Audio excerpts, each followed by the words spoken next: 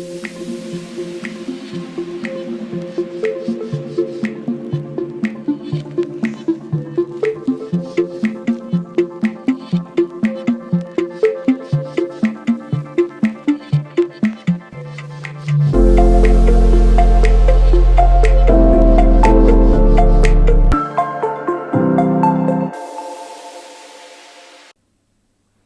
everyone, today we are going to start a new approach for recommendation.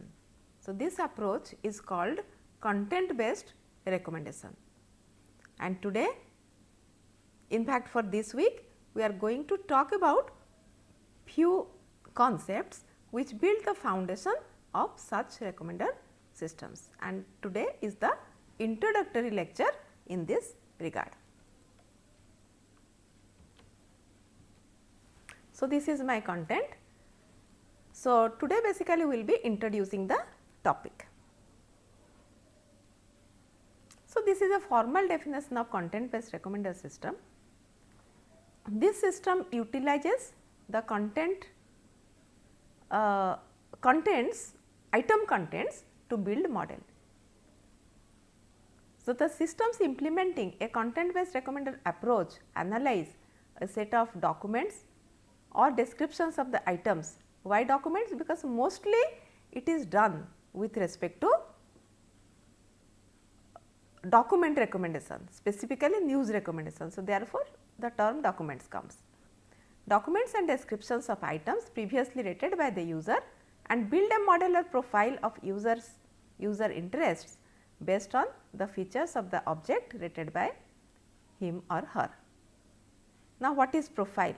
The profile is a structured representation of the user's interest, and what is how the recommendation process takes place? By matching the attributes of the user profile against the attributes of the content of the object to predict the user's interest level. Now, if a profile accurately reflects user's performance, it is of tremendous advantage for the effectiveness of an information access process. So, for example, if you keep on watching comedy movies, probably it is very probably that you will also watch the comedy movie. Sometimes the things may go wrong. For example, in a online site, it may so happen that you are purchasing clothes, but it is not that all the time you will be purchasing the clothes. You may purchase grocery items as well.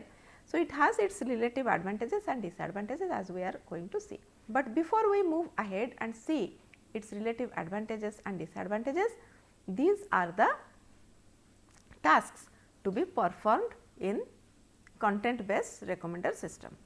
So, as we move ahead, we will be looking at the details of this, but here let us try figuring out what all happen. You have something called content analyzer, then you have something called profile learner, then filtering component. These are the major components of this content based recommender system. In case of content analyzer, what does it do? It takes the item descriptions, and item descriptions are basically they come in the unstructured form. For example, if you are looking at a text document, let us say this is my text document, high level architecture of content based system. This is my text document. So, to develop any model, do any kind of analysis, I need a numerical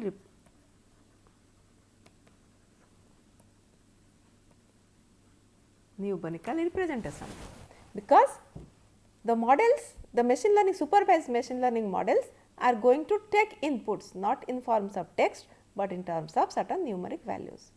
Of course, in today's world there are the examples of deep learning models who take the text itself, derive the features, and based on the features do the prediction. But we will not be going to that direction, we will be limiting to ourselves where feature extraction is a very important part of content based analysis. So, here you give the text documents like this one and derive the numerical representation. So, this structure representation is stored somewhere. So, now you this all these documents like this which were text will be now represented in terms of a number of features. The features can take any numerical values. Let us say feature 1 for the item 1, feature 1 1, feature 1 2, feature 1 k. Then for the second item feature 2 1, feature 2 2, feature 2 k. So, similarly all the items in terms of such vectors will be getting stored here. Next is you have to get the create the training example. For creating the training example, you have created the item features. How many items? All the items probably that is at your hand. So, if you have let us say certain 1 million documents, you will have 1 million such feature sets, one for each item. Now, for learning a user's model, what essentially we need along with this feature, you need a response variable. Okay. So, you have to have a response variable. So, for this one there will be a response variable, for this one there will be. So, how many such response variables you will have? As many number of ratings available with the user, because all the one it is impossible for one user or a group of user, if at all you are adopting the idea of clustering these users beforehand and make one generalized model for that group. If that is the case, it is for the entire group, otherwise it is for one individual. And it is very difficult that one individual has rated large number of items. In fact, they will be rating very few, maybe few 100 plus in their lifetime. So, in that case, if we have that less number of rating, out of all the item features that you have derived, take those item features for which a rating is available, and that rating can become put together along with this can make a training data set for supervised learning. Now, this user profile learner makes use of this data, this training data which is derived from the item feature and the user's response taken together, it can build one user profile. So, what is an user profile in this sense? It is a set of model parameters. Let us say for this learning you are using a neural network, in that case, or a regression model may be. So, in that case those regression coefficients will become the user profile, and you keep these coefficients in the database. This is the profile database. When a new item comes, its features is going to be fed to that particular model. Okay. Let us say for simplicity, let us see it is only regression model. So, to that regression model you will be feeding this data as the input. Which data? The new item which comes in. So, once you feed this data, what is going to be the output? A response variable. So, let us say your response variables were in terms of yes and no. So, either yes is 1 and no is 0. So, some value will come up 1 or 0. Okay. Let us say you are using some kind of logistic regression or something. So, or even ordinary regression, you have some kind of limit beyond which you consider it as 1, below which you consider as 0. You can adopt many methods you like, but this is just one example. And once you predict its rating, then for multiple items which are to be at your disposal, let us say some 100 news articles have now come. On your smartphone, how many will be shown? Not all, top few will be shown. So, which top? For which the predicted rating is supposed to be very high, and in case we have a binary rating kind of thing, we have to again decide some mechanism based on which even if the rating is binary, you get the top few. Okay. So, those top few items will be displayed to the user. So, once you display those top few items to the user, what the user does? User will either click on the news article or it won't.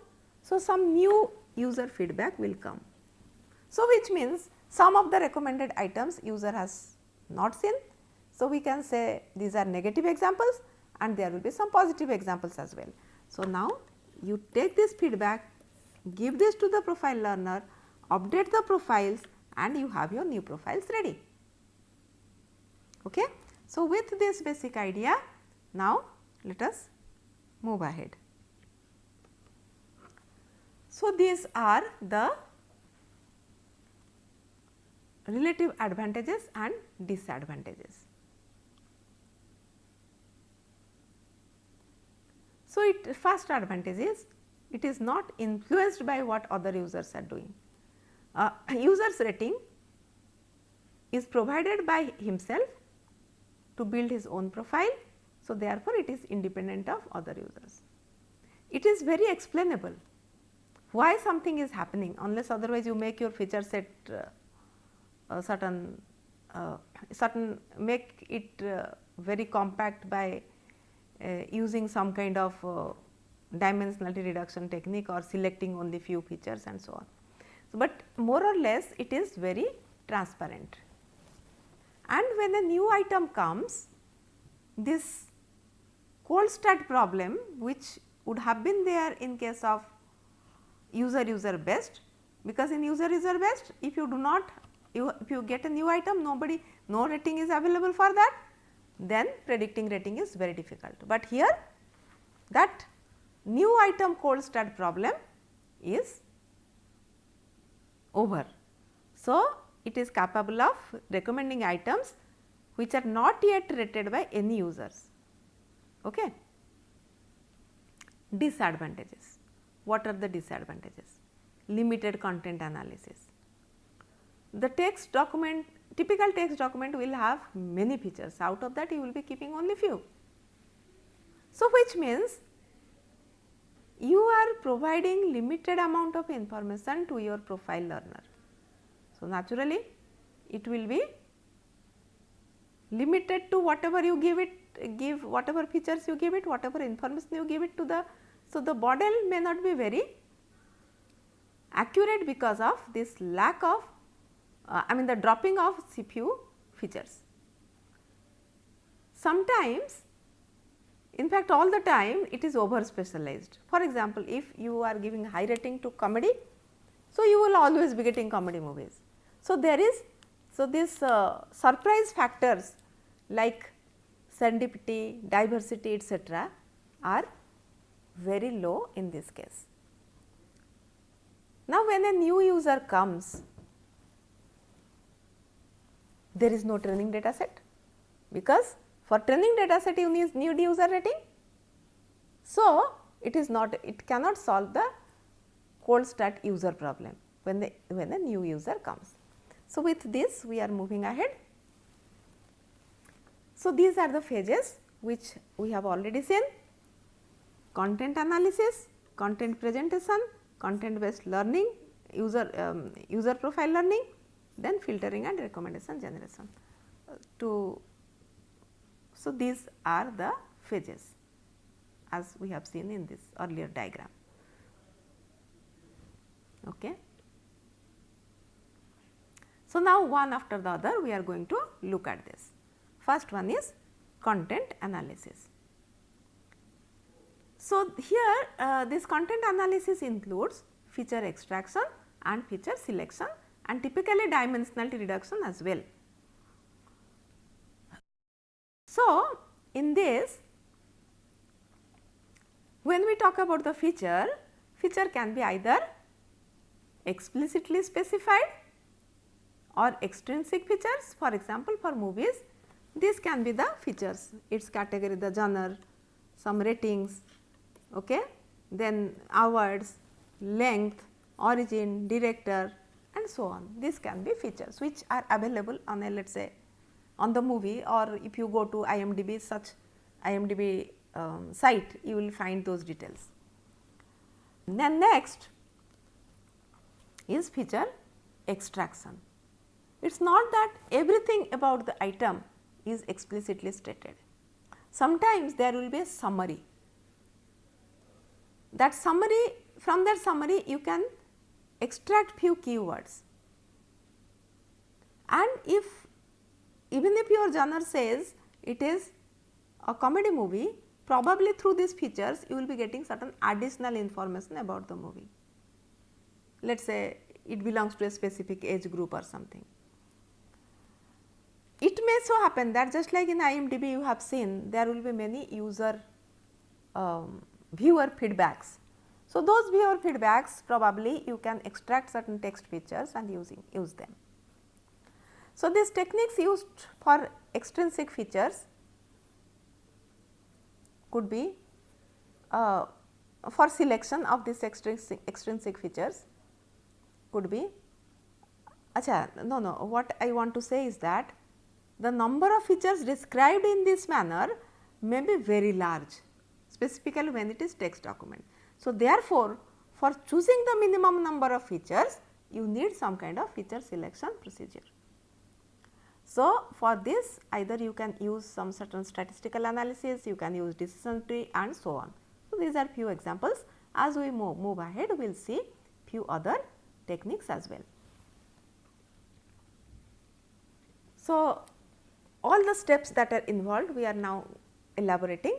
So, the second steps is the first step is your feature extraction and selection. So, as I have already told you, the text data has to be now converted to numeric form. So, when we convert it to numeric form, either you can treat them as binary features or you can derive something called TF and IDF rating and use them together. So, those things we are going to see shortly, in next couple of lectures. Now, representation. What is this data representation? Now, each item in the training data set is labeled to indicate the preference, as I told you already. So, you have the item features. So, from where it is coming? This is from item description. Along with this, you add some response variable, user response variable, or its users input, which comes from the rating matrix. So, using this for all the available ratings, you build your training data set. Okay? So, that is what it is saying.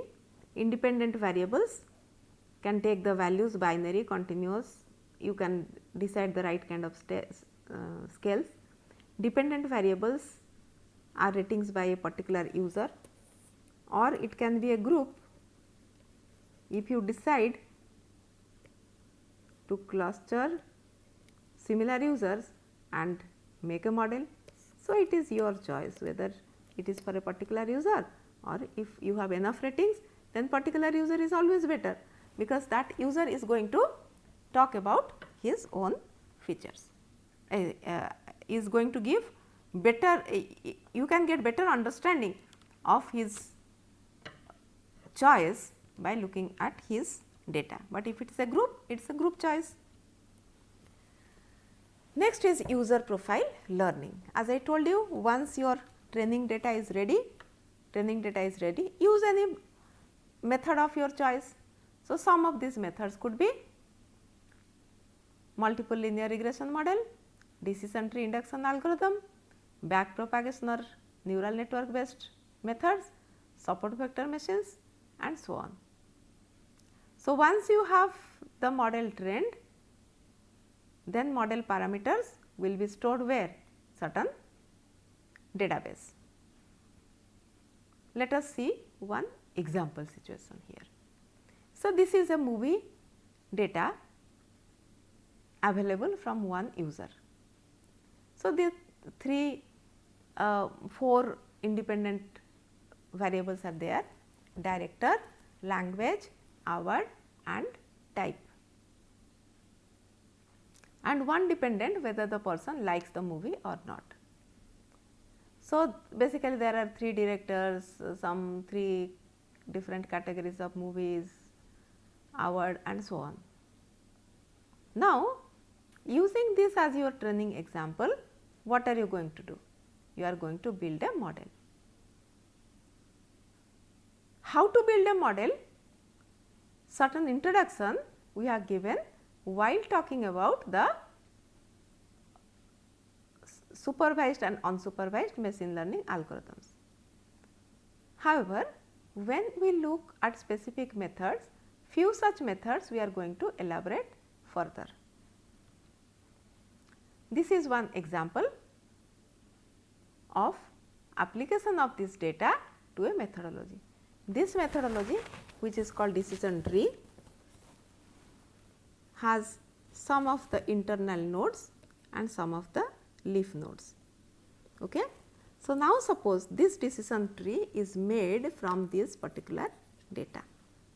Now, when the decision tree is, how this decision tree is made, we are least concerned right now.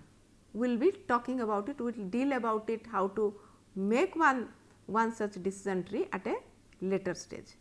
But right now, at least for observation purpose, we can see that if the director is director 2, the choice is yes. Okay. What are the rows corresponding to director 2? This is 1, then this is second, this is third, any other director 2, this is also yes. Okay.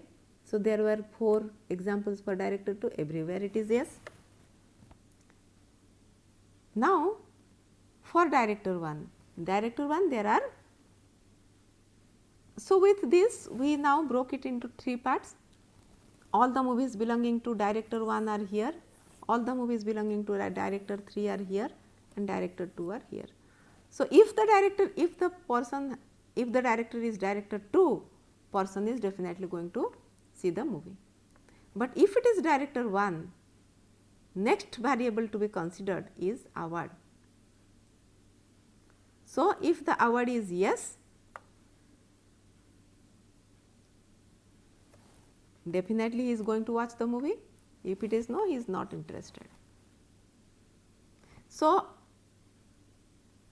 considering the fact that this is our tree and this is the optimal tree possible, we will be discussing the algorithm in some of the other class.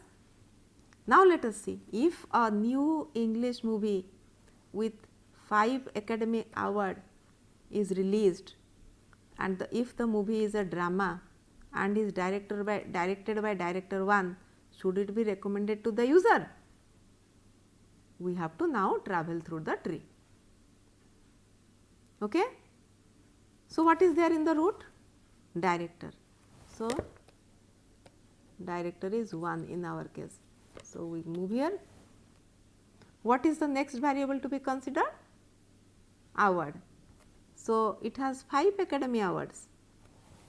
It has 5 Academy Awards, yes. So, he is going to watch the movie. Now, what happens if you find that he is not watching the movie? You generate one more data set here, 15 number of data that he has not watched movies, even if it is a drama, there is yes and it is Hindi, no, it is English and this is director 1. So, created one negative example. So, as a result, your model will not be this tree, this model will be changing. Okay. So, once you change the model, accuracy will be better. So, therefore, as we get more such feedback, our accuracy is going to keep changing. So, with this example, we stop the introduction to recommender system and the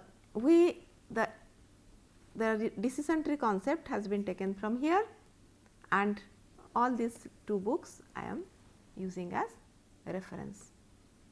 In fact, the process is from recommender, content based recommender system process is from the first book. So, with this we stop this lecture, and these are our concluding remarks. We understood that content based recommender systems use item features and rating matrix to build user models. See, these user models are utilized for making the predictions.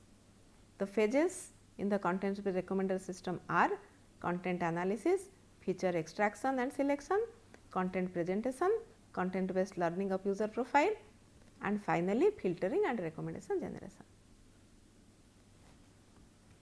Thank you.